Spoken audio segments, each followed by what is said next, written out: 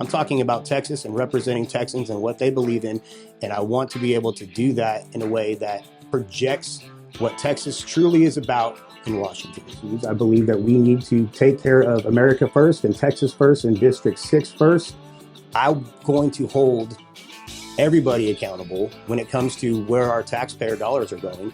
And I'm only going to vote yes on things that benefit the United States, Texas, and District 6. We need to start looking at returning more of the power back to the states and back to the people. So I fully support what President Trump is doing and the Secretary of War is doing in preventing those drug smugglers from even making it to the United States. I believe that every single law-abiding citizen has the right to protect themselves, period. I am 100% behind the Second Amendment. I would never even consider or think about signing off on a bill or voting yes on a bill that would restrict anybody's rights to protect themselves. None. I can't think of one.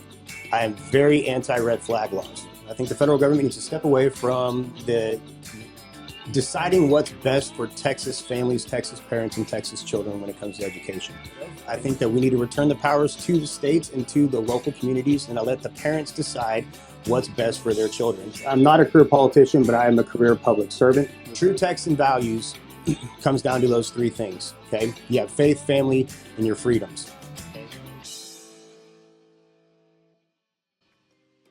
A-post floors and granite countertops are your source for all things granite, marble, quartz, soapstone, travertine, hardwoods, and more.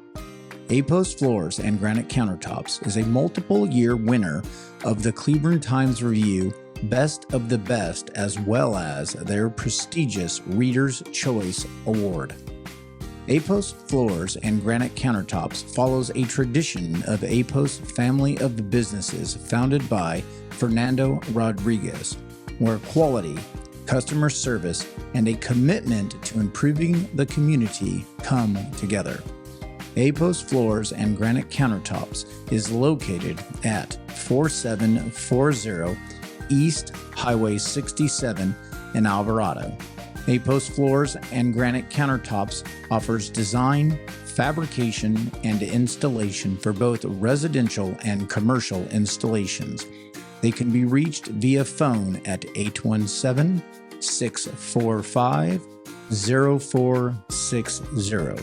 Again, that is 817-645-0460. A-post floors and granite countertops, your source for all things granite, marble, quartz, soapstone, travertine hardwoods, and more. Check them out.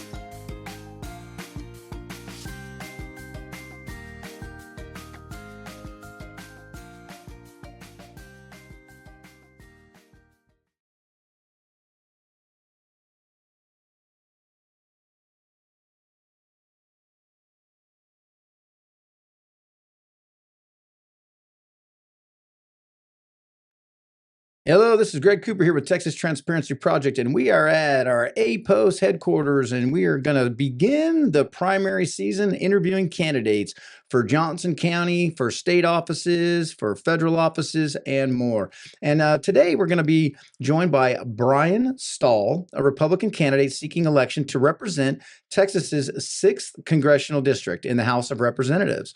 Mr. Stahl brings over 2 decades of experience in law enforcement and public service, and his campaign highlights conservative values, including fiscal responsibility, law enforcement support, strong families, and community safety. He has pledged to oppose tax increases, advocate for judicial reform, and modernize infrastructure while promoting parental involvement in education and public safety initiatives. We're going to explore his perspectives on key national and local issues, his vision for economic and social policy, and how his professional background informs his approach to governance and is uniquely qualifies him to represent Texans in Washington. Welcome to the program, Brian Stahl, and give us a little bit about your background and especially your career in law enforcement.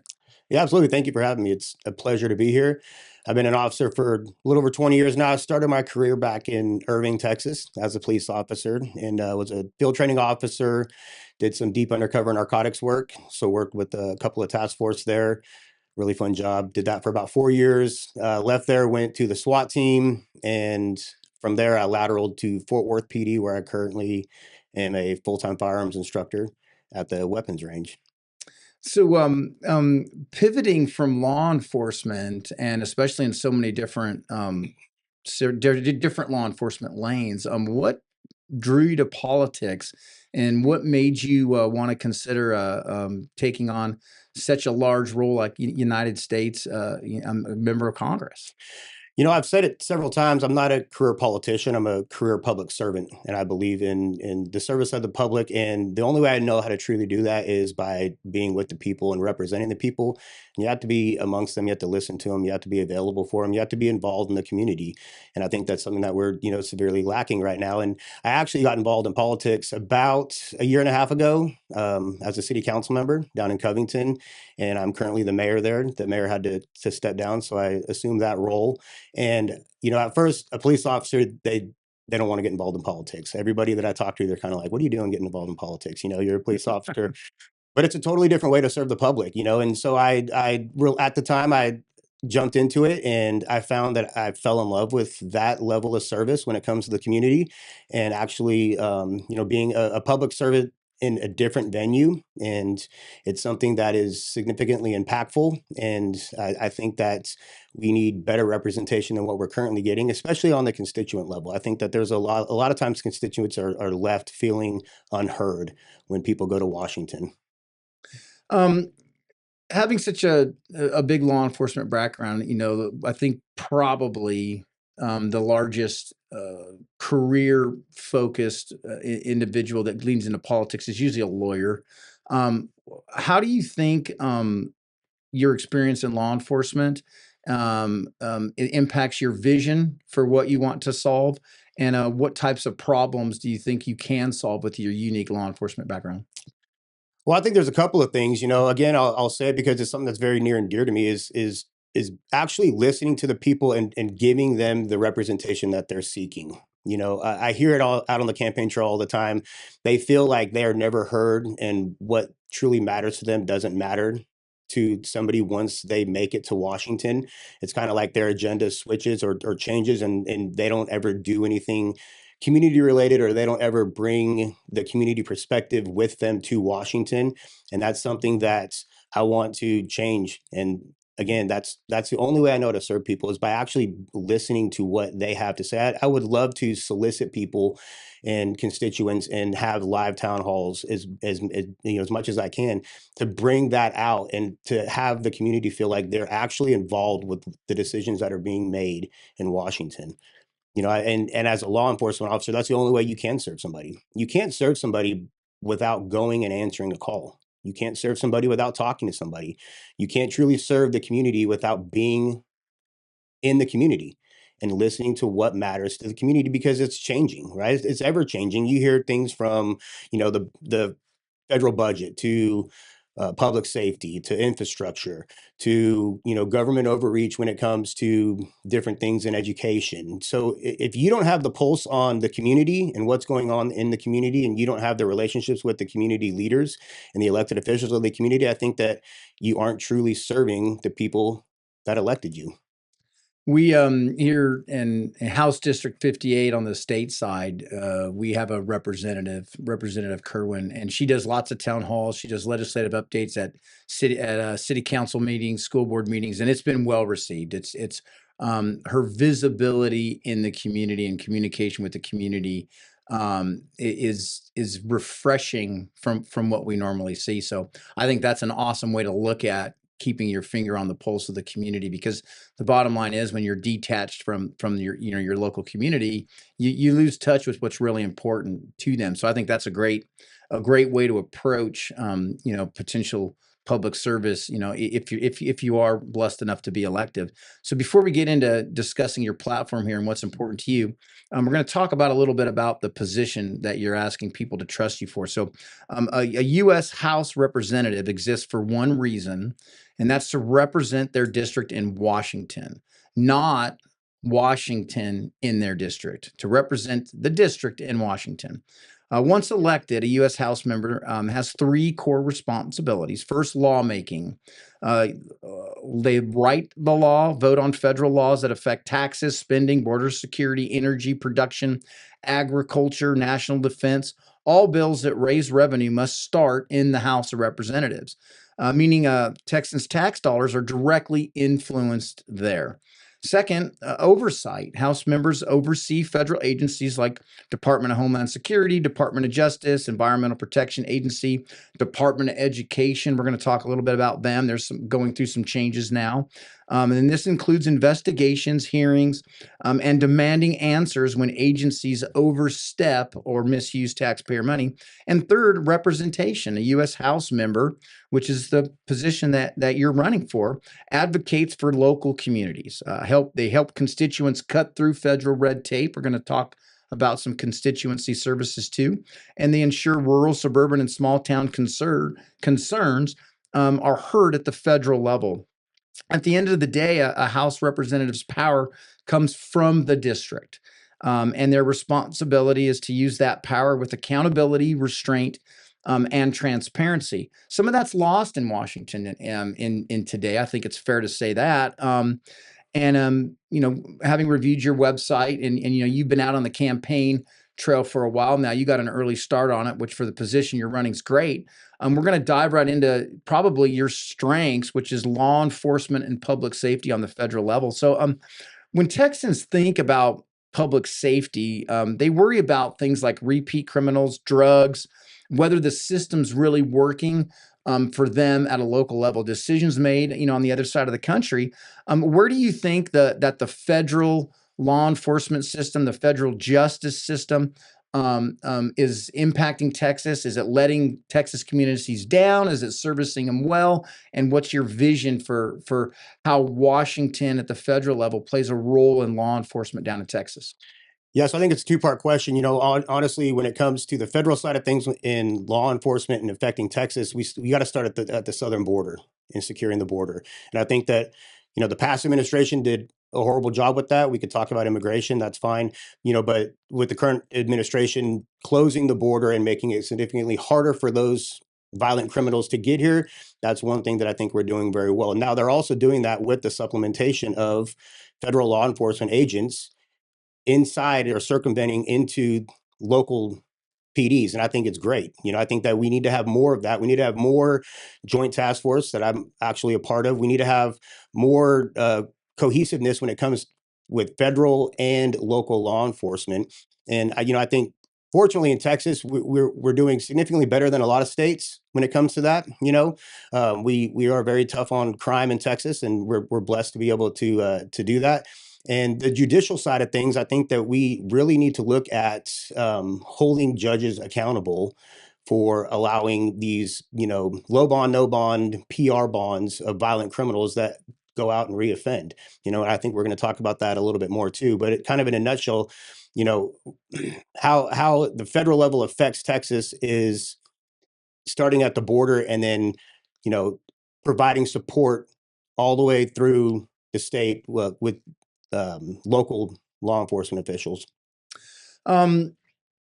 So some people want tougher law enforcement, and some people, want types of reform. And I think, at the federal level, we have a new president. President Trump was reelected, and he's replacing President Biden. And one was very, very lax on something that you brought up, the southern border, and one is very, very tough on the southern border. When two ideas clash, what would guide you most? So if you're in Washington, obviously, you're running as a conservative Republican, which,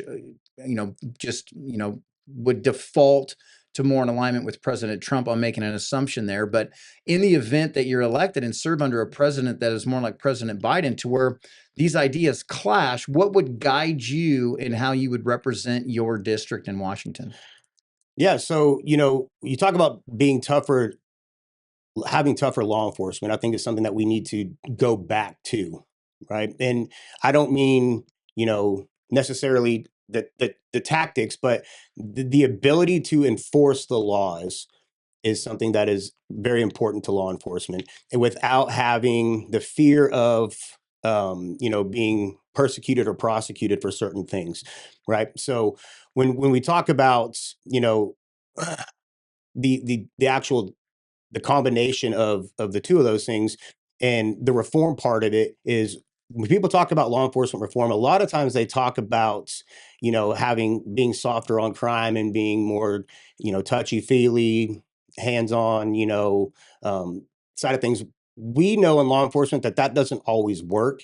And there was a trend for a long time where that reform was being pushed heavily, and we saw crime shoot through the roof. Crime spiked significantly when law enforcement was restrained from actually being law enforcement. And that's something that we need to reverse. We need law enforcement reform in the sense that we need to make sure that they're properly funded and that they have all the tools and the skills and the ability to actually enforce the laws that are on the book. And we need to be able to do that in a way that supplements local law enforcement with the federal system, not hinders law enforcement from doing their job. So as a career law enforcement officer with a well-rounded career, you have a wide swath of experience to draw on. You know, so improving public safety at the Washington level, um, if elected, and the ideas that you have to bring to Washington, if those come to fruition, what would success look like, in your district, District 6, look like years from now, if your vision is in fact carried out through the legislative process in Washington? Yeah, when strengthening public safety is a huge thing for me. We need to make sure that we have the funds to, again, like I said, have the proper training, tactics, equipment, and gear. We need to make sure that we have the right people that are wanting to become law enforcement officers now. And we need to make sure that these federal funds that are out there and these grants that are out there for law enforcement are actually being utilized to supplement law enforcement, and they're not being held up with the red tape bureaucratic stuff that we currently see. And I experience it almost weekly in my position now when it comes to funding and trying to get federal grants for things.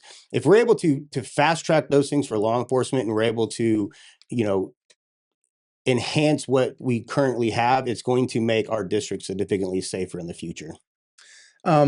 Funny you bring up things like grants and funding of police and stuff like that. We have a big transparency problem in Washington. Anybody who's paying attention to the news over the last couple of weeks is seeing what's going on with the Somali community up in Minnesota, and some now looks like it's spreading to other communities regarding federal funds being misused, and state funds via the federal government allocation. But many Texans feel Washington there's making decisions that don't make sense or are well explained, and there's some trust issues that a lot of Texans have with the federal government, and a lot of people have in government in general. What's one thing that Congress could change that Texas would notice right away and begin to help rebuild some of that trust and kind of shore some of that up? I think the biggest thing for me is that I hear on the campaign trail is the spending bills, right? The spending bills are a big thing, and people want to know where their taxpayer dollars are going. And you have these bills that, these $900 billion bills that are cloaked with other things, and they're presented in ways that, are funding public safety, they're funding border security, they're funding all these different things, and they are. However, that may only be 30 or 40% of what that bill is actually funding. And when you have, hundreds of billions of dollars going to foreign governments to fund foreign wars, to fund NGOs, to fund foreign, projects that they are basically testing or sampling, people need to know that. And that's starting to get exposed now. And a lot of the fraud and waste is starting to get exposed. I think Doge did a great thing, and it's starting to open a lot of people's eyes. Like, hey, this bill was presented to me in a way that I would agree with. However, there's all this waste in here. Why is it that my taxpayer dollars are going, the majority of this bill, the money from it is going to fund something that has nothing to do with not only the United States, but Texas or District 6? That's one of the biggest things that I hear is we want justification as to why a vote was cast, and they're not getting it. So how do you communicate with the public, regarding, the honest language in the bills and what they're doing? We always hear terms like pork barrel spending, omnibuses, things that are getting earmarked and added to bills. Are you a fan of omnibuses? Do you like, um, you know, legislation that addresses one specific topic, or it sounds like you're not for adding things that are unrelated to the main focus of that legislation. How would you address things like, when stuff like that gets combined to legislation? And you talked about, being a fan of town halls and communication with your constituency. What are some ways that you could clearly and honestly explain what's going on, especially, when and I think a lot of representatives, they get caught in this mix that a bill will have a sexy title, but it's really doing something that is not related to that or doing a lot of harm. How would you communicate and be honest with your constituency regarding issues like that? Because that's going to happen if you're elected at some point. Yeah, absolutely. I mean, there's gonna come a point in time where you're gonna have to make a tough decision, but you're going to also have to be able to come back and look your constituents in the eyes and explain why you did what you did. You have to be able to do that. You have to be transparent and you have to be open and honest with them. I want everybody to know that I am not a yes on every spending bill. I'm not. I will not vote yes on every single spending bill, and here's why. I agree with you what you just said. I want legislation to be about what it's about, right? And adding things in at the end, or you know disguising funding or spending in this funding bill or the spending bill to get it passed through. I'm not for that. You know, and I want everybody to know that I'm going to hold everybody accountable when it comes to where our taxpayer dollars are going.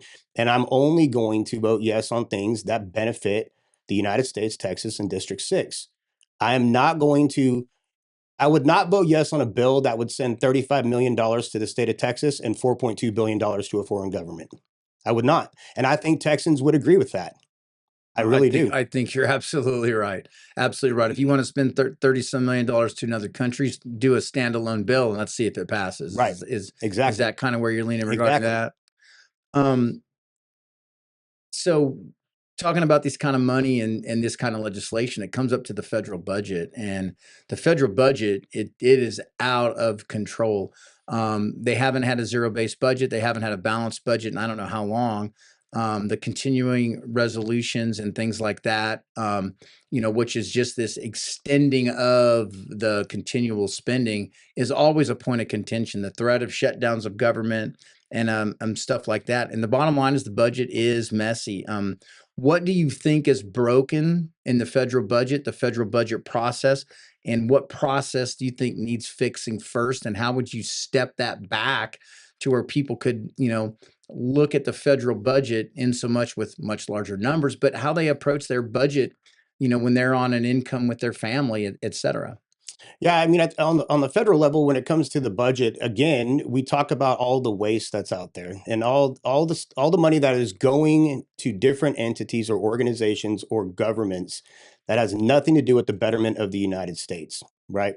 So I think the first thing that we need to do is we need to cut a lot of that. We need to focus on fixing what we need to fix here, because if we can send $300 billion to a foreign government, why can't we spend $300 billion here? Right. And I understand that there comes a point in time where there are other governments that need assistance and there are allies that we need to align with. And there's things that we need to do when it comes to international relations. I'm not lost on that at all. However, that should not be the vast majority of what we're focused on. We need to fix our healthcare system. We need to fix our education system. And there's a lot of ways that we could do that, I think, and it would lower costs and make things more competitive. Therefore, in turn, the families are able to shop for different options. They're able to look for different things that they can afford without losing any coverage or without losing anything that they currently have, instead of being pigeonholed or forced into a position because of some program that they're going to run a continued resolution on.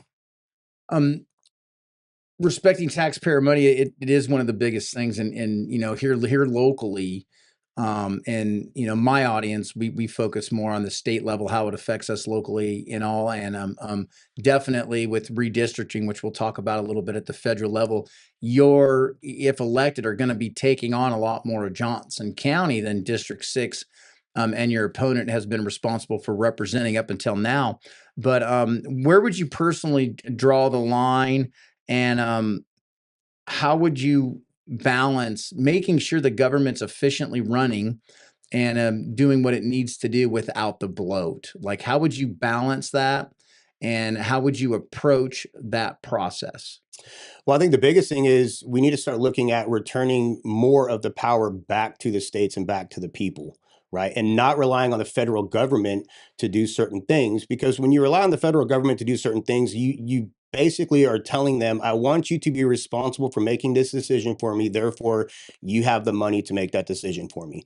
Now, if we return those rights back to the state and back to the people who actually vote within that state, who know what's best for that community in that state, I think it takes away a lot of the power from the federal government, which in turn is going to take away a lot of the budget that they have to attack that issue. If you make it a state issue or a local issue and you let them deal with it, it takes the big government out of it.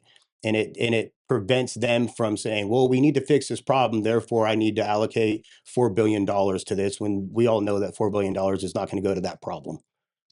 Absolutely not. And, talking about, it sounds like you're talking about returning some control back to the states and the localities, and kind of decentralizing control in Washington, which I'm a firm believer and fan of. The more local and in touch you are with the people you're representing, the better ability you are to serve them, where Washington is so detached from Texas. And probably one of the biggest points going on in Texas right now is property taxes.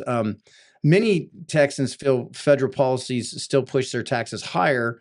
And what can be done in Washington that could potentially affect local property taxes? Washington does tons of stuff, and enacts rules and legislation on things like energy permitting. What can be done as far, all kinds of stuff with water, power, everything else. What can the federal government do to address some of the more contentious tax issues, overspending issues, such as property taxes here for District 6 and other Texans? Yeah, I mean, cutting regulations. I think that's the biggest thing. Is we've seen it happen over the past decade or so, where you have regulations that are implemented, which in turn it trickles down to the end user. And they have these regulations, these companies or businesses or whatever the case may be. These regulations are implemented on them through Washington, and all it does is drive up prices. And when you drive up prices because of regulations, the person who's affected the most is not going to be the business. It's not going to be Washington. It's going to be the end user. It's going to be the people who are seeking to use those services, who are now paying more for those services because of these regulations that have been, instilled into these businesses from Washington. So I think that that's one thing that we definitely need to do. We need to look at cutting regulations where we can and returning the power back to the companies to make the best decisions for their consumers. Texas has run into a problem where the federal government got involved a lot in how we expand our energy footprint, and so much as pushing solar, wind, things that are less reliable than some of the tried and true coal plants, nuclear plants, et cetera. With things like data centers, things like solar farms and stuff, really, really coming across the country, but impacting Texas a lot here. Are you supportive of releasing some of the handcuffs that the federal government has placed on states involving expanding their energy grid and having more tools at their thing, especially coal-fired nuclear plants, or anything other than the big push for just wind and solar, which seems like all the eggs are being thrown in that basket? Because we have a crisis blooming in Texas regarding power and water at some point. Are you an advocate for or against Washington being involved in either over-managing, over-regulating, hands-off, or opening up options? Where do you stand on helping states like Texas that are growing and are getting pinched with power and water moving forward? Yeah, that's exactly what I was talking about. When it comes to the regulations and forcing states to generate power through wind and solar, right?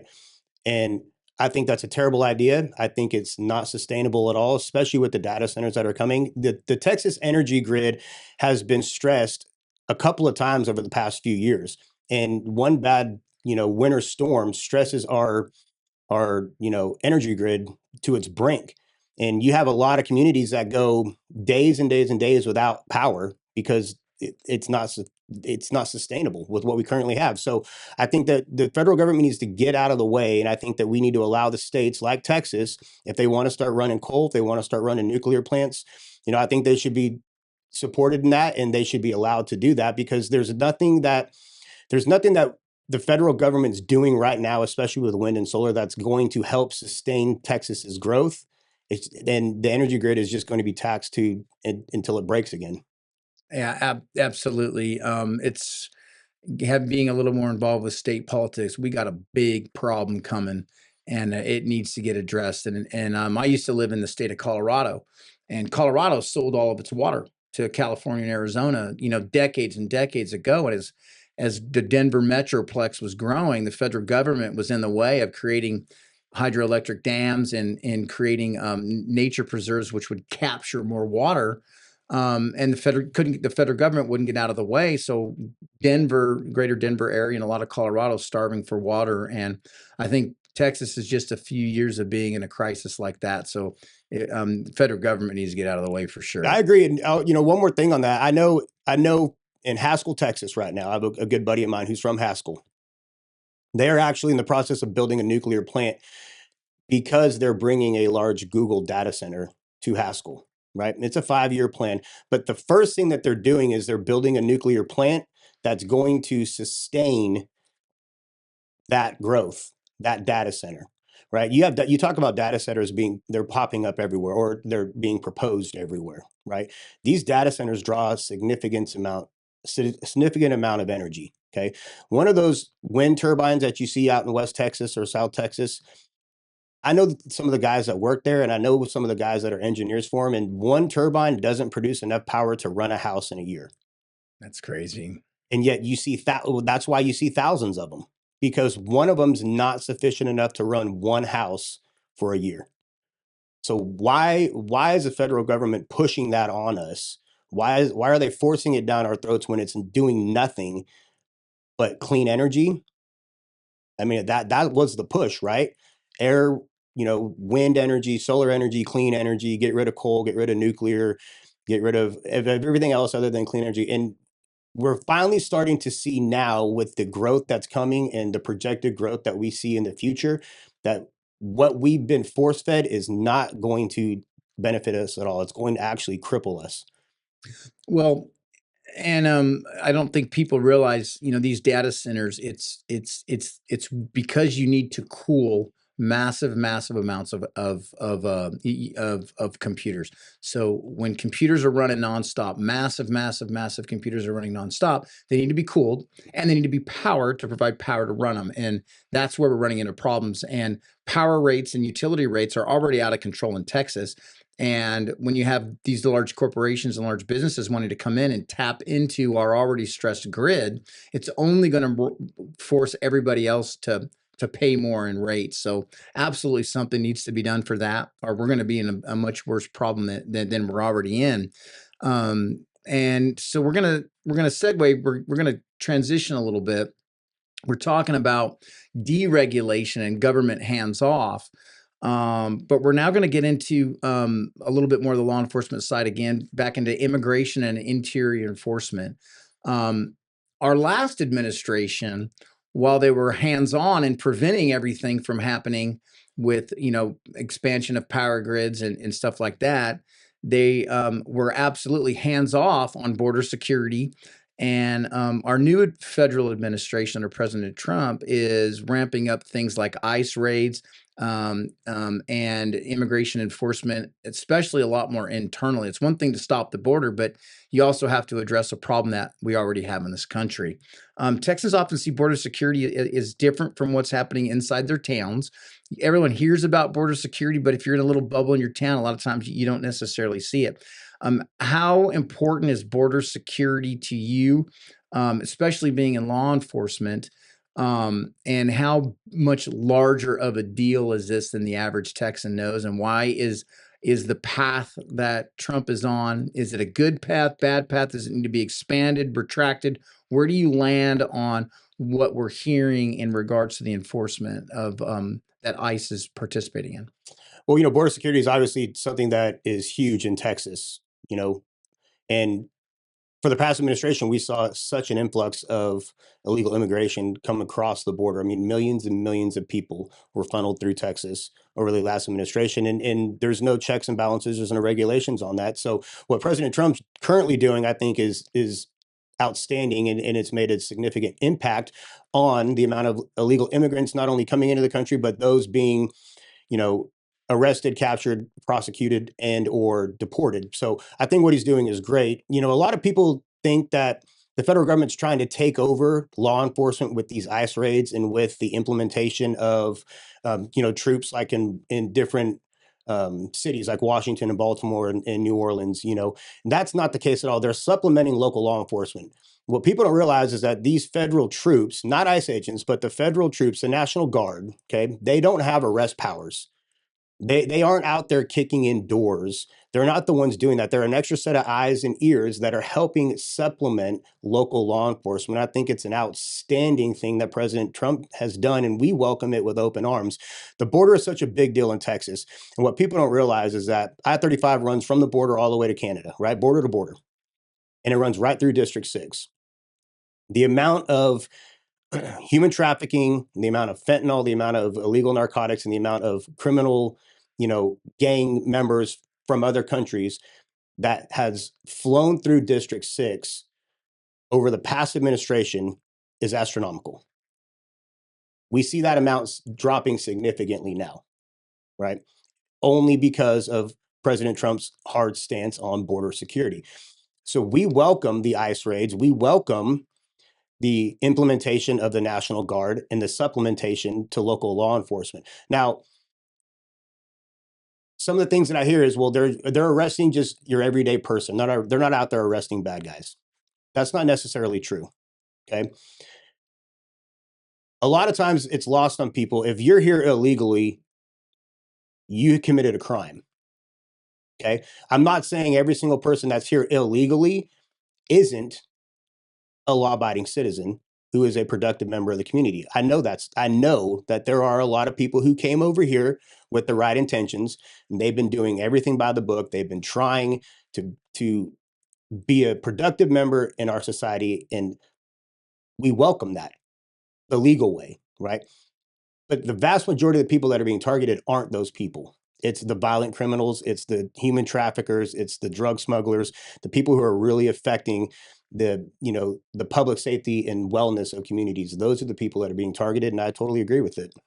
And I mean, here in Texas, we all think of our southern border and in a certain demographic, but just recently, and I spoke on it briefly before, what's going on with the Somali immigrant community. I served in Somalia. I was in Mogadishu. I fought war. I got shot 4 times there. I've been to that country. I'm familiar with the culture. I'm familiar with how far behind modern society they are. And this isn't a knock on any demographic or any community, but we have a problem when an entire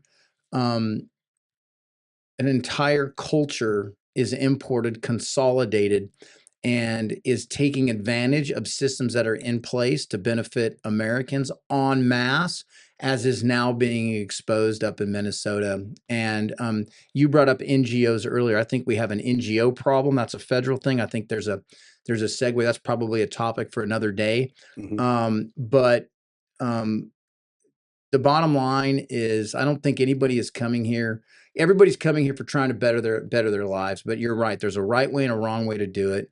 And it's an emotional thing, and the emotions need to be removed out of it. This is not an emotional decision, and emotions shouldn't drive it. It's a law enforcement decision. And it's we had an attack on an ICE facility here locally. How do you feel about the federal government facilitating extra support for local law enforcement to help protect some of those federal facilities where some of the ideology on the other side of the aisle, people that align with that and are kind of against the enforcement of immigration and more for open borders are attacking some of our federal facilities, just like we had locally. Yeah, like I said, I completely support the supplementation to local law enforcement with federal agents, whether it's ICE or DEA or FBI or whatever agency it is. And I also I fully support the supplementation and implementation of troops, right? And when you have the two, and when you have those three entities, basically, right? You have federal agents, you have local law enforcement, and then you have the reserves or National Guard or the military branch of that. Okay. When you have all three working together, which we are starting to see a lot more now, it's something that it not only helps secure those facilities and makes those areas and those communities safer, but it brings together three different entities as one. And again, I need to remind people that when you see the two troops that got shot in Washington, okay, they were not out there making traffic stops and running warrants. They weren't out there stopping people and asking to search their car. They weren't out there. All they were doing was trying to help supplement local law enforcement who's stretched thin in every city, right? By being an extra set of eyes and an extra set of ears. Because the number one thing when it comes to use of force in law enforcement, okay, you get taught day one in the academy. It's not any weapon that you have. It's not a taser, it's not a baton, it's not a gun, it's nothing. It's officer presence. The presence of an official, an officer, helps deter crime. Criminals aren't going to go and commit a crime if they feel like somebody's watching them. So having that support and allowing those troops to come in and help supplement that, I think it's a beautiful thing, and I totally support it. I think that's great. And, our country is going to be limited to how well it can do without the basic security and basic public safety. And it's great to see such a good emphasis on that. We've talked a little bit about the southern border. We've talked a little bit about some of the measures and where you stand on how that looks internally inside of our borders. But the federal government is beginning to lean a little bit more outside of our borders on some of the enforcement, beginning to target traffickers outside of our country with some of these boats that are trafficking traffickers. Where do you fall in the line? The Secretary of War is under some fire about some people on where they say his lane is and where our military and where our enforcement lane is as far as going outside of our borders to enforce some of the trafficking and the importation of drugs and things like that. Where do you stand in regards to that? And what would a District 6 led by Brian Stahl, where would you land in regards to that? So let me say this first. I think that President Trump has the power and the authority to attack those vessels in international waters. Okay, I do agree with that. He does have that right to protect America from foreign enemies, as if they can prove and they can show, which they have, right, that these are boats, these aren't fishermen, these are boats that are bringing large amounts of narcotics. More than likely it's going to be fentanyl. And if we allow that boat to get to the United States and those drugs get flushed through our system, through our state, through our country, how many American lives are going to be lost because of that? So I fully support what President Trump is doing and the Secretary of War is doing in preventing those drug smugglers from even making it to the United States. Okay. And I think they're doing a very good job in being precise with their strikes. What people don't realize is that there are thousands of boats out there, thousands and thousands of boats in the ocean, right? They're not just indiscriminately blowing everything up. They are tracking people. They are tracking targets. They know where certain things are coming from. And then when you get to a certain point, they're intercepting them. And I am totally for that. And it's well within the president's right to do so. With your law enforcement experience, and I served in law enforcement in a different capacity than you. I did prison gang investigations for a state correctional agency. So I was behind the wall more doing an investigative role. But in my experience in law enforcement, a minimal, very a minimal severe impact can have can force project a reduction in crime and illegal activity. And in your experience, why am I bringing this up? We're talking about these attack boats. If there's hundreds and hundreds or thousands and thousands of these attack boats, my experience in law enforcement is just the threat of them knowing it's possible that this can happen and them seeing it happen can severely reduce it across the board and limit it. Is it fair to say that? Because it sounds tough, like we're doing this and everything, but does it really work? In your experience, does that kind of approach work and yield positive results? Yeah, absolutely. I mean, I think you kind of nailed it in your question there when you said it deters other people from doing it. When they see what the ramifications are, the repercussions are for these decisions that they're going to make, they're going to think twice about it. It's just like putting, a couple police officers on the highway. Okay, everybody speeds on the highway. Everybody does. Well, when you start to see 3 or 4 or 5 cars pulled over on the side of the road, what does everybody start to do now? Brake check. Yeah, everybody starts to drive the speed limit, right?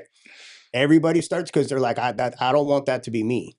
Okay, so wait a minute. I got to ask a question. So when you were first a law enforcement officer on patrol, were you one of those cops that consistently drove 5 miles under the speed limit to see how many people would slow down behind you and how big of a traffic jam you could No. No. I had to ask.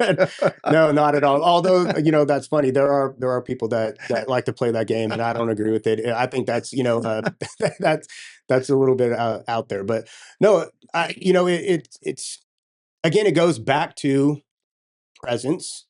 Okay, you have deterrence by officers or National Guard or ICE agents or federal agents just being present in a high crime area. Okay, so you have that, which is going to deter a lot of the other criminals that haven't been caught yet, but they are criminals. It's going to deter them from going out and committing crimes when an area is saturated. Same thing with the boats, right? You have a large number of boats that are bringing narcotics over here illegally, and they start to see some that are being intercepted, and they're like, no, I'm going to think twice about that. Maybe we can go about this a different way. So, yeah, I agree with you 100%. I think minimal impact like that, but a real threat of serious repercussions can significantly impact a reduction in. So okay, so now we've talked about outside of our borders some enforcement, and we've talked about inside of our borders some enforcement and the actual border itself. But the bottom line is, one thing great about our country in America is constitutionally we have a right to protect ourselves, through gun rights and through due process and things like that. And there's a lot in Washington that really would love nothing more than to knock on my door and ask me where my guns are. I threw them in a lake last week. That's right, boating accident. But many Texans care deeply about their gun rights. And how do you protect those rights? And how important and staunch of a supporter are you of those constitutionally protected rights? I believe that every single law-abiding citizen has the right to protect themselves, period. I am 100% behind the Second Amendment. I would never even consider or think about signing off on a bill or voting yes on a bill that would restrict anybody's rights to protect themselves. None. I can't think of one. I am very anti-red flag laws, which for some people, as a law enforcement officer, they're like, well, what do you mean? Why are you anti-red flag laws? Let me tell you why. Because it's unconstitutional and they're too subjective. Okay. If I'm going to remove somebody's right to own a gun, possess a gun, purchase a gun, or protect themselves, I better be darn sure that that's justified and constitutional. So let's back up a little bit on the red flag laws. There's certain things that we can do as citizens where we lose our ability for the right to own a gun, crimes we can commit, things like that. Protection orders. There's certain things that happen that has been settled in the court where we lose our ability to possess arms. Red flag laws.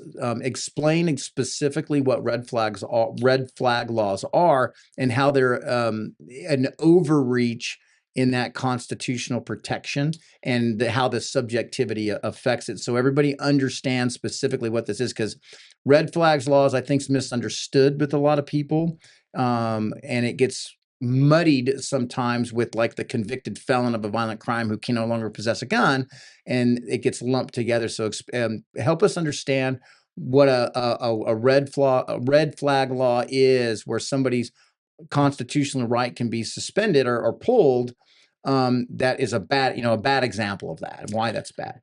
Right. So, I said it's extremely subjective because it comes down to, it's opinion based, right? So right now, as a red flag law, if your neighbor calls and says that you threatened to commit suicide, okay, or you did something that would make somebody think that your mental health should prevent you from owning or possessing or purchasing a firearm.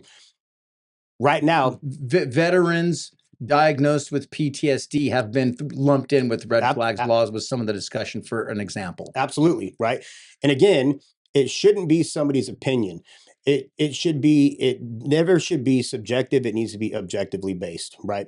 Now, if law enforcement goes to your house and they deem that this person who called in is credible and, okay, you are a threat to yourself or somebody else, you need to be taken in for an evaluation. Not necessarily arrested, but you're going to be taken in for a mental health evaluation, right? That could restrict your ability to possess firearms until that is done. Okay. That is based on somebody's opinion, not about facts on anything. Okay. The difference is, if you commit a violent felony and you are convicted of a violent felony, you've gone through the process. That is something totally different. That is not subjective at all. You have committed a crime.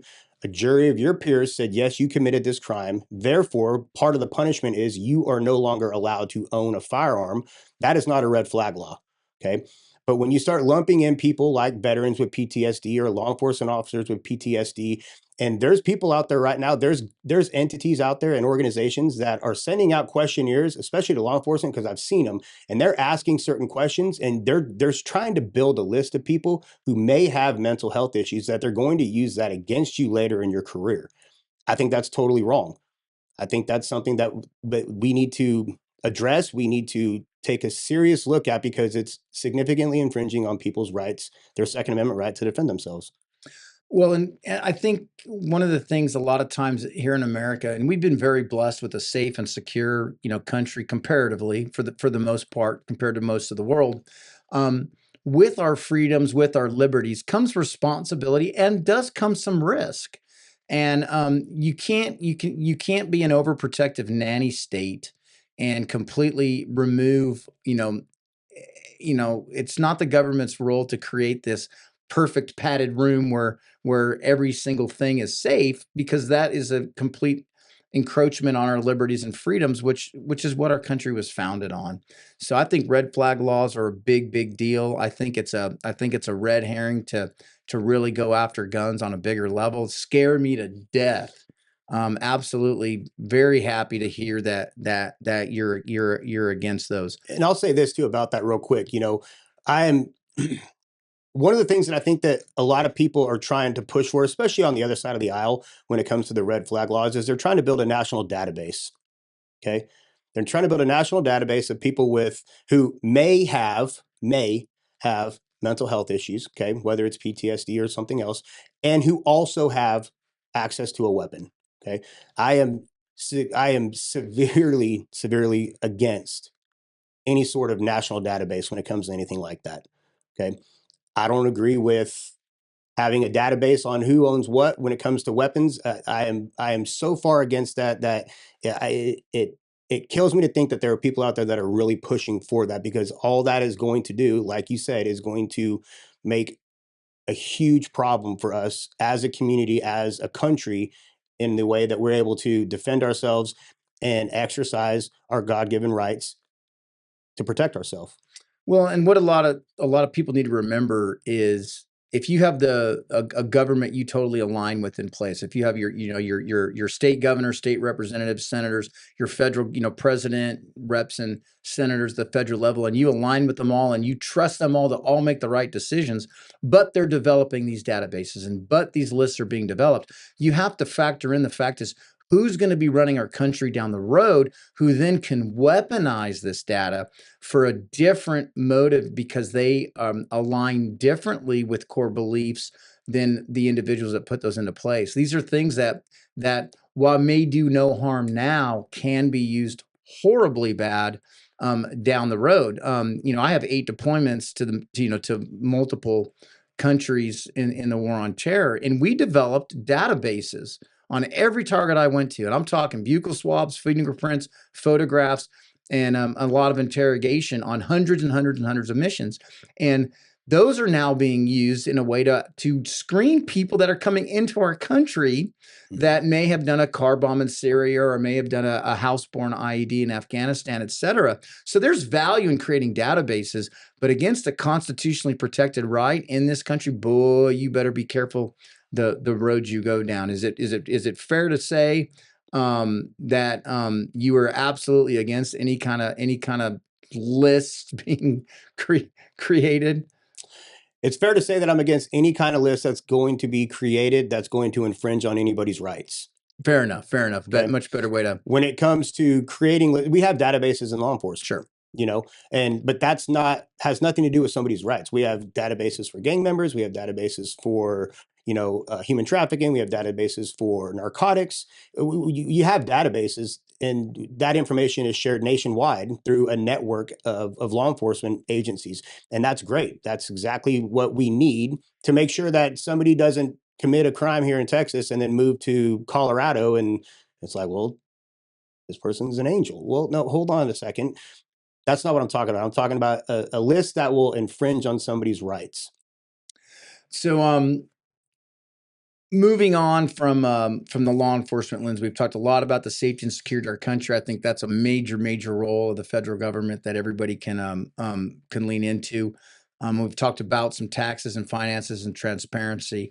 But one of the big things regarding one of the federal departments going on right now is with the Department of Education.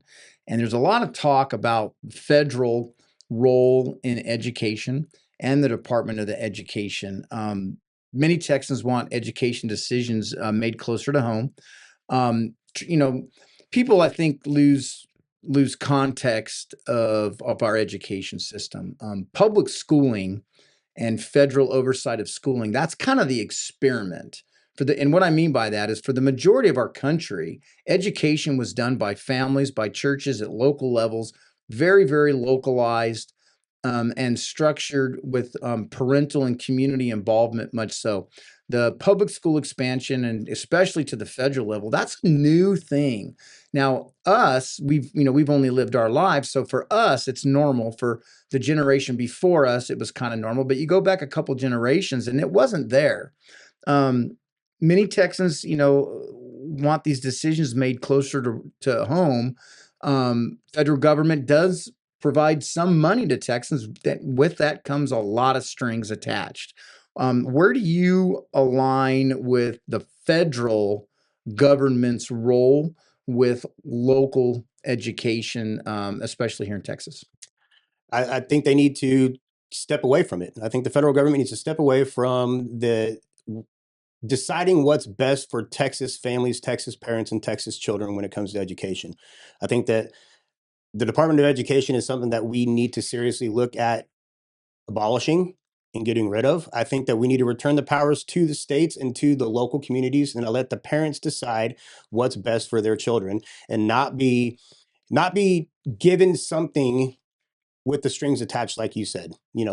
They're getting federal funding. However, this, and this has to be either taught, done, or covered over this child's time in school. No, there should be no strings attached. There should be none of that. If a parent decides to put their kid into a school for the betterment of their child, or they want to homeschool their kid, or they want the church to provide the schooling, like some of the programs that are out there right now, then I am all for that. And I think the government should have no say in that at all. I agree. Trump ran on abolishing the Department of Education. I think he's got Secretary McMahon, I believe, as the Secretary of Education. It's going to be interesting to see where that goes. Some of the strings are absolutely out of control. This is where you hear a lot about a lot of the boys and girls bathrooms, a lot of the things that are much less popular here in Texas compared to some of the more some of the other states where they embrace that kind of stuff. But I don't see anything that Washington can do here locally to help educate Texans. As we begin to wrap up this interview, kind of everything that we've talked about here, I think people are getting a good feel for how District 6 would be, represented by you. But what does it really mean to represent Texans in Washington? What do you want to take from Texas values and Texas culture to Washington to help spread some of the greatness of Texas into that swamp up there? Yeah, great question. So one of the beautiful things about our state is we have things that we hold near and dear to our heart. Okay. We have our religious beliefs and our values. Okay. We have family near and dear to our heart. We have our rights that are near and dear to our heart. And those are things that a lot of people are not willing to waver on. Right. And I want to take those same things and those same values and those same beliefs in Washington and represent Texas the way that Texans want to be represented. They want to have the ability to defend themselves. They want to have their rights. They want to be able to raise their family the way that they see fit without government inserting themselves or forcing something down their throat. They also want to be able to praise and worship who they want to praise and worship. Okay. And I'm all for that. I believe that true Texan values comes down to those three things. Okay. You have faith, family, and your freedoms. Okay. And your rights. And we cannot forget any of those things when we go to Washington to represent Texas in Washington. And if we are making decisions that has serious ramifications on any of those, then we need to seriously consider whether or not that is a good decision to make. And we probably shouldn't be making it, honestly, if we're representing the state of Texas. Now, I can't talk about representatives from other states because they may not align with all those things. I'm talking about Texas and representing Texans and what they believe in. And I want to be able to do that in a way that projects what Texas truly is about in Washington. So that leaves us to the conundrum of politics. The bottom line is to pass any type of meaningful legislation. And I think a lot of people lose touch in this. It's really easy to look at your mayor or your state rep or your state senator or your, federal rep or whatever, but the single individual that represents you, and to say nothing's getting done and everything that you're doing, nothing's ever getting done. And the bottom line is, at the federal level, you need the majority of the House of Representatives to agree on something. You need the majority of the Senate to agree on something, to come together, and then to ultimately send that to the president, who then has the ultimate say of whether that's enacted by the law. And then, in today's world, pass, potential Supreme Court challenge or court challenge. So a lot of compromise, bottom line, needs to be made. At the same time, there is things that are non-negotiable, like obviously, listening to you, gun rights and the ability, constitutionally protected gun rights is a non-negotiable for you. I'll go as far as to say that just based on this. But how do you juggle that compromise without compromising your true core values and the values that you hold dear? And what can the constituency of District 6 count on you always standing firm on?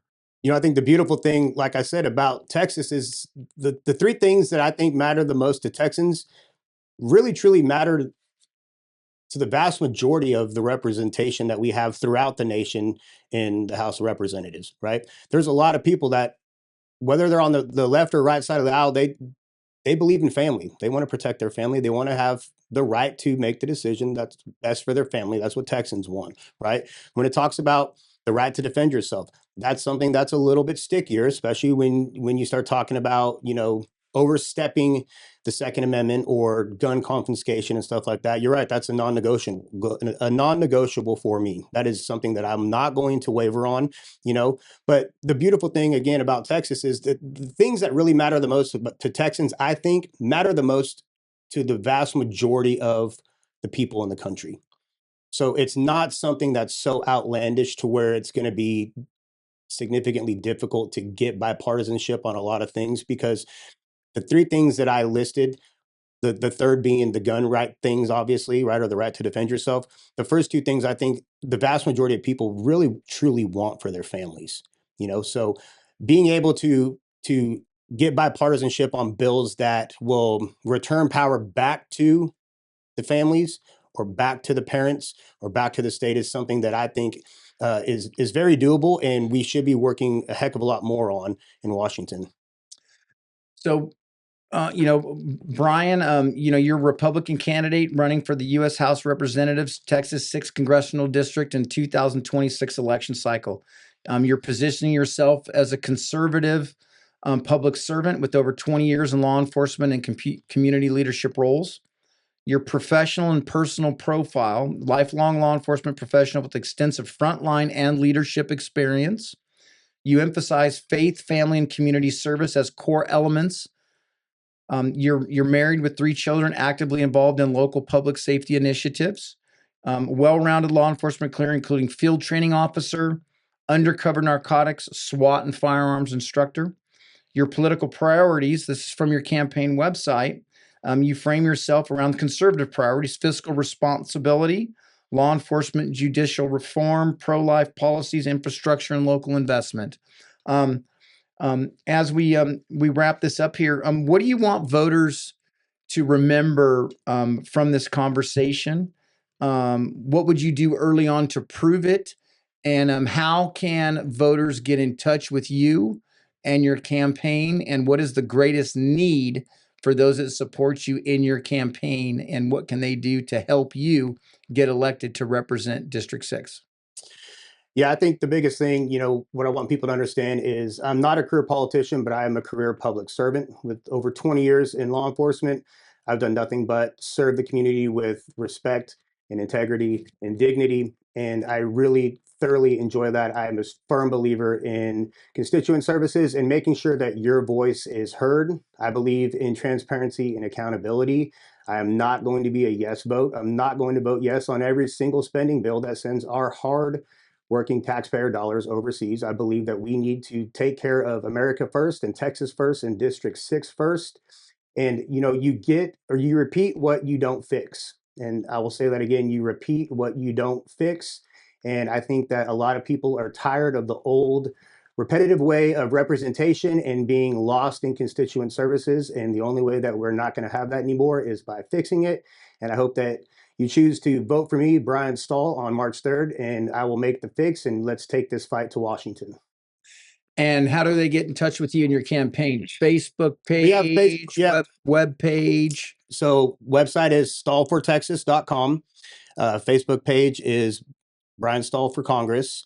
We have Instagram is Stahl for Texas or TX, and we have a X page as well. It's Stahl _TX_6. We'll link all those in the thing, and you're going to be appearing, here in Johnson County in some of the events here in Johnson County. Follow the Facebook page to learn about events and meet and greets, and get out and ask this man some questions. We appreciate you coming on. We want to wish you good luck in the race. For those that are here in Johnson County, our boundaries are switching a little bit here. Those that have had, Roger Williams representing you in Washington, District 6 is now going to be your new district for some of you, especially encroaching into Cleburne and Joshua and some of the other communities. So make sure that you don't take for granted who your rep currently is and who it will be. You might need to get familiar with a new candidate instead of a tried and true old one in Roger Williams. So make sure that you're paying attention to your boundaries. It's difficult to run. Everybody that runs for office deserves respect and deserves the courtesy for you to get out and vote and exercise that right. It's a simple thing you can do of civic duty, and to respect these individuals and appreciate that they're putting their head on the chopping block to public scrutiny and trying to represent you. So again, we want to thank you very much for running. We wish you luck in your race. And hopefully we can follow up in the middle of the campaign cycle and hear how it's going and hear what you're hearing out on the campaign trail that's important to District 6. Absolutely. Love to come back. Thank you very much. Appreciate it. Take care. All right. A-post floors and granite countertops are your source for all things granite, marble, quartz, soapstone, travertine, hardwoods, and more. A-post floors and granite countertops is a multiple-year winner of the Cleburne Times Review Best of the Best, as well as their prestigious Reader's Choice Award. A-post floors and granite countertops follows a tradition of A-post family of businesses founded by Fernando Rodriguez, where quality, customer service, and a commitment to improving the community come together. A-post floors and granite countertops is located at 4740 East Highway 67 in Alvarado. A-post floors and granite countertops offers design, fabrication, and installation for both residential and commercial installations. They can be reached via phone at 817-645-0460. Again, that is 817-645-0460. A-post floors and granite countertops, your source for all things granite, marble, quartz, soapstone, travertine hardwoods, and more. Check them out.